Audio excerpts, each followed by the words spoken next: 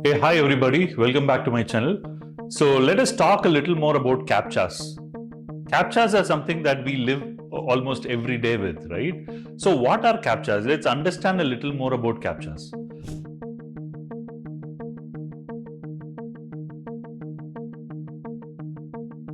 CAPTCHAs stand for Computer Aided Turing Machine to tell computers and humans apart.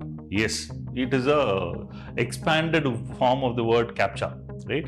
What is it used for? It is used to tell humans and computers are different, right? Because there are certain bots today that we undergo where they automate a set of tasks depicting that they are the humans. So to prevent and make a clear starking difference that humans and bots are different, and to inform that to a system, we use CAPTCHA. CAPTCHA is a word coined by Carnegie Mellon University's group of scientists there in early 2000s. And interestingly, let me give you a high-level stats.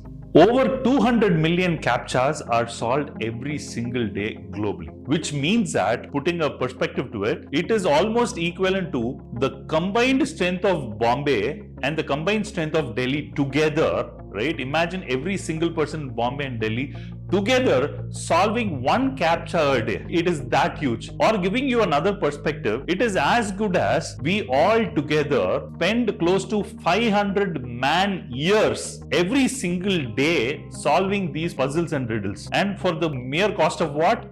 Just to tell the computer that we are humans and we are not bots. Bots nearly contribute close to around 40% of the internet's traffic. And the thing here is, imagine Flipkart and Amazon and IRCTC, about 40% of the bandwidth is all consumed by these bots.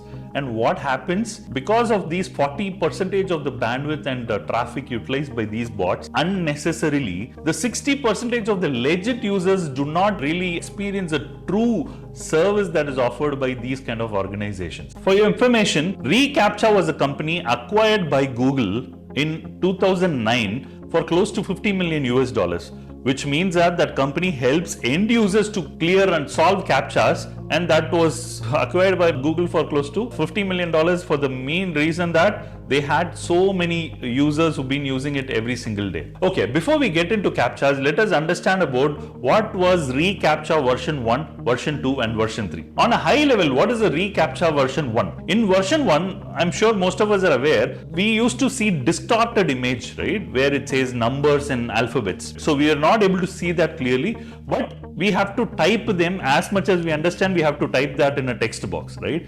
That is exactly how CAPTCHAs began. And most often than not, these days there are AI bots that can easily solve such puzzles or such riddles, and hence defeating the whole idea of having a CAPTCHA. Now, we've all upgraded to version 2, reCAPTCHA version 2. What is the reCAPTCHA version 2? reCAPTCHA version 2 simply helps solving these bots by giving small checkbox called I am not a robot, right? Most of us are able to connect to what I'm saying, I am not a robot, which is a small checkbox. When you check that box, what actually happens is, we really don't understand what's happening on the background, but assume a human. As a human, if I have to go click on the checkbox, what I have to do? I have to use the mouse in a certain way, go click it. The mouse patterns cannot be either left, right, up, down, right? But most often than not, bots are programmed to go click the checkbox on a very organized mathematical pattern, right? It can be up, down, left, right, or diagonal wise, making it easy to be identified as a bot. So these are all few techniques which bot developers were able to identify, and reCAPTCHA was able to solve the big problem of identifying the bots and humans. Now, third, reCAPTCHA 3. The reCAPTCHA 3 is such a wonderful